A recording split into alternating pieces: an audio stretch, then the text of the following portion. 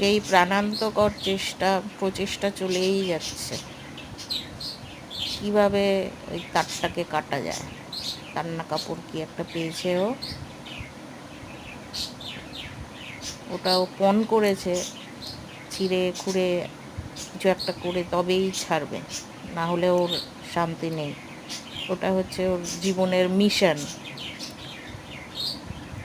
Mission দোলনা ভাঙো অপারেশনে ও নেমেছে। কীভাবে ওটার পিছনে পড়ে আছে অক্লান্তভাবে, আমার দেখেও আমার হাসি পাচ্ছে। করেঙ্গে ইয়া মরেঙ্গে মনোভাব পুরো। তোমাদের কি মনে হচ্ছে কমেন্ট করে বলো। পাখির এই অদম্য